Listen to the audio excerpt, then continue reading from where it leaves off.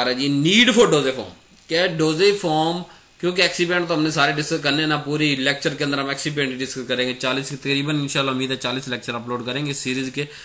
Need for dosage form. अब dosage form होता क्या पहले ये समझ ले। मैंने बहुत सारी वीडियोस में बता चुका हूं कि डोजेफॉर्म क्या है। फिनिश जो ड्रग की शेप होती है उसको डोजेफॉर्म का, यानी ड्रग या एपीआई या ड्रग एक ही चीज है। एपीआई या ड्रग उसकी फाइनल शक्ल को हम डोजेफॉर्म कहते हैं। इसीलिए मैंने यहां लिखा हुआ कि ड्रग जब डोजेफॉर्म बन जाता है तो वो हमारे पास मेडिसिन है। पहले वो ड्रग है, उसे हमें नहीं पता खाना है, पीना है, सिरप बनना है, क्या बनना है। जब उसका मैंने कोई ना कोई डोजेफॉर्म बना दिया, उसकी टैबलेट बना दी, उसका कैप्सूल बना दिया, उसका जनाबे वाली जो है वो सस्पेंशन बना दी, मल्शन बना दिया, कोई लिक्विड प्रिपरेशन बना दी, कोई सॉलिड बना दी, तो वो डोजेफॉर्म बन गई। अब जब वो डोजेफॉर्म बन गई तो वो मेडिसिन के तौर पर इस्तेमाल हो रही है। ये बुखार में ले लें, ये फीवर में ले लें, ये जो है वो पेन किलर ले लें। तो इस तरह बहुत सारे डिफरेंट जो है ड्राइवर मौजूद हैं जो हमें बताते हैं कि हमें कौन से वाली डोजेफॉर्म हमें चाहिए। पहला है scientific required driver. Scientifically required क्या चीज, साइंस के बेस पे हमें पता चले कि कौन सी डोजेफॉर्म जो है परफेक्ट है इस एपीआई के लिए। नंबर 2 पेशेंट रिलेटेड ड्राइवर, के कौन सा पेशेंट रिलेटेड फैक्टर है जो हमें बताते हैं कि इस खास जो है वो बीमारी के अंदर जो खास एपीआई होता है इसके अंदर कौन सी पेशेंट को रिक्वायर्ड। प्रिस्क्राइबर रिलेटेड ड्राइवर, के डॉक्टर किस चीज को देख रहा है, प्रिस्क्राइबर किस चीज को देख रहा है। इकोनॉमिक ड्राइवर, के पैसों को भी देखना है, मिसाल इतने ही एक्टिव एक्सीपेंट नहीं डाल देने के वो आउट ऑफ रेंज हो जाए, ठीक है। तो ये 4 मुख्तलिफ वजूहात हैं जिसकी बुनियाद पे हम किसी भी डोजेफॉर्म का फैसला करते हैं कि हमें लिक्विड चाहिए, सॉलिड चाहिए, सस्पेंशन चाहिए, मल्शन चाहिए, क्या नहीं। इनको डिटेल से देखते हैं। साइंटिफिकली के अंदर सबसे पहले हमने देखना है कि हमें वो डोजेफॉर्म लेनी है जिसके अंदर हमारी एपीआई स्टेबल हो। मैं क्या कह रहा हूं कि वो वाली डोजेफॉर्म हमें सिलेक्ट करनी है जिसमें हमारी एपीआई स्टेबल हो, खराब ना हो। सिरप के ऊपर 2 साल लिखा हो तो वो 2 साल एपीआई उसके अंदर सही रहे। डोज एक्यूरेट करना आसान हो, मतलब हमने मरीज को कहा 2 चम्मच लेना तो उसे 2 चम्मच ही लेना हो, ये ना किसी 2 चम्मच के अंदर उसके ज्यादा मेडिसिन मिले, किसी कम।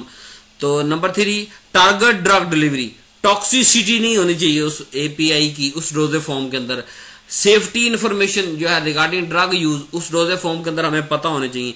पैलेटेबिलिटी, उस जो डोजेफॉर्म बनेगी उसकी पैलेटेबिलिटी हमें पता हो। लोकलाइज्ड इफेक्ट है या नहीं है देखना है। साइट स्पेसिफिक ड्रग रिलीज हमें करवानी है स्टमक के अंदर, इंटेस्टाइन के अंदर या इंटेस्टाइन किसी पार्ट के अंदर। एक्टिव या पैसिव लोडिंग ऑफ ड्रग किसी भी डोजेफॉर्म के अंदर।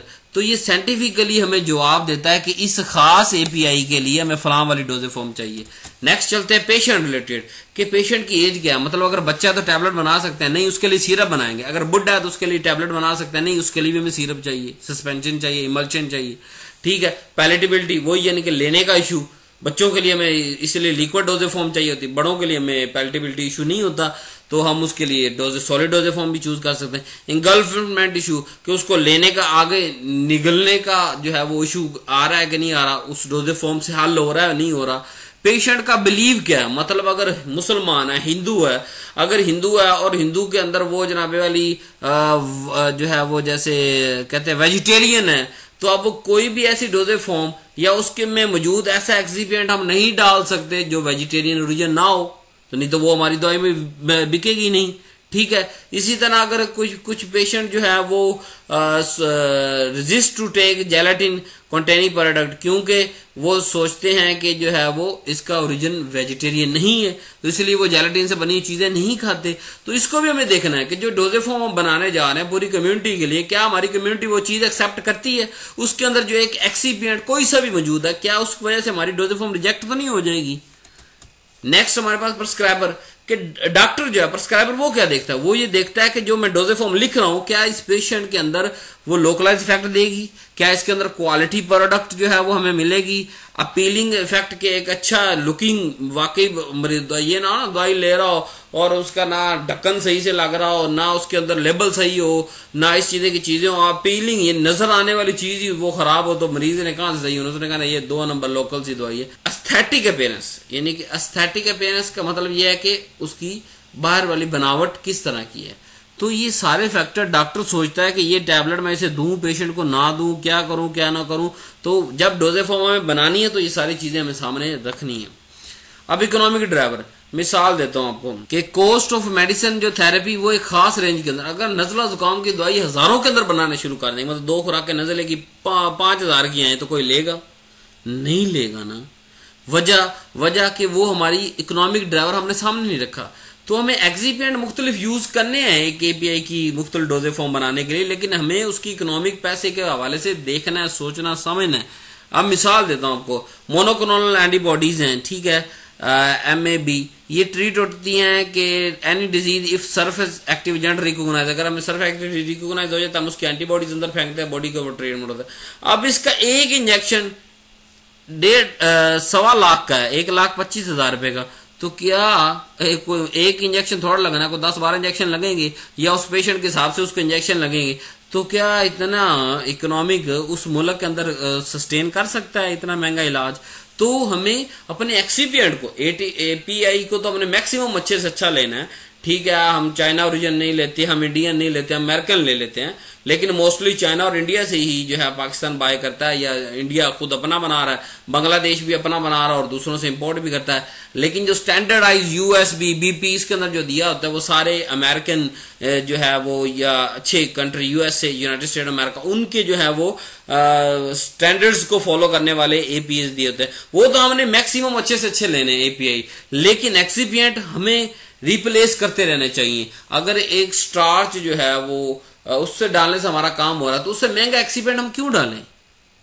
ठीक है, तो ये भी डोजे फॉर्म को चीज डिफाइन करती है। ये सारे ड्राइवर ड्राइव करते हैं, ये सारे फैक्टर इफेक्ट करते हैं, जिसकी बुनियाद पे क्वालिटी एश्योरेंस का ये डिपार्टमेंट होता है, उसने ये सारी डॉक्यूमेंटेशन करनी होती है और सारा बताना होता है कि कौन सी डोजे फॉर्म उन्हें चाहिए, नहीं चाहिए। फिजिकल प्रॉपर्टी की बात करें कि सोलबिलिटी भी होनी चाहिए। अब मिसाल लेट्स सपोज अगर कोई ड्रग सोलुबल ही नहीं है तो उसका सोल्यूशन कैसे बनेगा, उसका सिरप कैसे बनेगा? तो वो क्या करेंगे, हम उसके लिए सस्पेंशन या इमल्शन बना लेंगे हम। और उसके अलावा अगर उसके अंदर किसी के जो आता है हमारे पास, जैसे पैरासीटामोल का हम सिरप क्यों नहीं बनाते? क्योंकि जब हम सोलुबल करते हैं पैरासीटामोल को, इसके क्रिस्टल बन जाते हैं, तो इस वजह से हम इसका सोल्यूशन नहीं, सस्पेंशन बना लेते हैं। और फिर किसी भी डोजे फॉर्म के अंदर उसके अगर एपीआई ही स्टेबल नहीं है तो हम लिक्विड क्यों बनाएंगे? अगर लिक्विड के अंदर एपीआई स्टेबल नहीं है तो हम सॉलिड की तरफ चले जाएंगे, हम इंजेक्टेबल की तरफ चले जाएंगे, हम जो है वो ट्रांसडर्मल पैचेस की तरफ चले जाएंगे, हम कोई दूसरा डोजे फॉर्म देख लेंगे जिसके अंदर कम से कम हमारा एपीआई तो स्टेबल रहे। फिर क्रिस्टलाइन है, अमॉर्फस सब्सटेंस, उसकी सारी नेचर देखते हैं, पार्टिकल साइज को देखते हैं। अब एक खास पार्टिकल साइज चाहिए होता है टैबलेट बनाने के लिए, ग्रेन्यूल का एक खास साइज चाहिए होता है। वेट बनानी है, वेट ग्रेनुलेशन करनी है, ड्राई ग्रेनुलेशन करनी है, मिक्सिंग करनी है, क्या करना है क्या नहीं करना, ठीक है। अगर कैप्सूल के अंदर भी ग्रेन्यूल अगर हमने भरने हैं, कैप्सूल फिलिंग करनी है, तो उसका भी एक खास साइज होगा ना। तो particle size is important to tell us which type of dosage form is need, ठीक है। अब अगर कंप्रेशन प्रॉपर्टीज की, अगर हमें टैबलेट बनानी है तो कंप्रेशन प्रॉपर्टी हमें पता होनी चाहिए ना। ये ना हो कि हम उससे ज्यादा फोर्स लगा दे, वो टैबलेट बनने की बजाय वो वैसे पिचक जाए, वो पाउडर ही खराब हो जाए। फ्लो प्रॉपर्टी, अब सारी बात अगर हमने मिक्सिंग करनी है या हमने पाउडर चीजें बनानी है तो क्या होगा, हम फ्लो प्रॉपर्टी को देखेंगे कि यार कौन सी चीजें डालने से फ्लो प्रॉपर्टी बढ़ रही है और कौन सी कम हो रही है। अब अगर हम बात करें expertise of pharmaceutical industry related driver, कि जितना एक्सपर्टीज हमारे पास अच्छा होगा उतनी हम अच्छी डोजेज फॉर्म बनाने में कामयाब हो जाएंगे। नंबर 1, ये टीम वर्क होता है, it's a team work. Different chemist, different pharmacist, different जो है वो इकट्ठे बैठ के अपने नॉलेज को रिवाइव करते हैं, एक दूसरे के साथ शेयर करते हैं। एक तरफ केमिस्ट भी बैठे होते हैं जो कि क्वालिटी कंट्रोल को ऑलमोस्ट केमिस्ट ज्यादा चला रहे हैं, फार्मासिस्ट भी चला रहे हैं, लेकिन केमिस्ट वहां होते हैं। तो वो केमिस्ट अपनी केमिस्ट्री बताएगा, जो है फार्मासिस्ट वो अपनी फार्मास्यूटिक्स उसको बताएगा। इस तरह यानी कि एक ब्रेन स्टॉर्मिंग के बाद हम इस मरले पे पहुंचेंगे कि इसकी कौन सी डोजेज फॉर्म बनानी है। और जो हमारे पास इंडस्ट्री होगी जिसके अंदर मैन्युफैक्चर करना है, उसके इक्विपमेंट भी अच्छे होने चाहिए।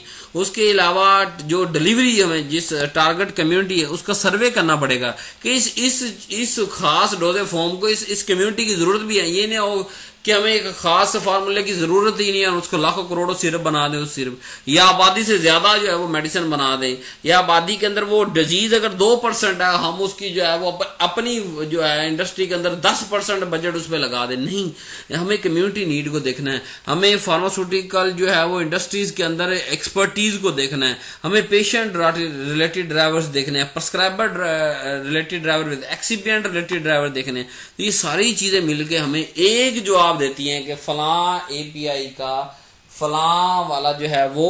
सो do not forget to subscribe my channel. ये हमारी वेबसाइट है www.ibnsultanpharmacy.com। अलहमदुलिल्लाह लॉन्च है, बहुत अच्छी चल रही है। आप इसके ऊपर जाकर ऑर्डर प्लेस कर सकते हैं और मुख्तलिफ डिस्काउंट वक्त के साथ चेंज होते रहते हैं, आपको अवेलेबल होगी पूरे पाकिस्तान के अंदर विद डिलीवरी चार्जेस। बहुत नॉमिनल से हैं, जितने दूसरे ले रहे हैं उतने ही हैं, लेकिन आपको ऑल ओवर द रेंज जो है वो मिल जाएगी यहाँ मेडिसिन की। Thank you very much. अल्लाह हाफिज़।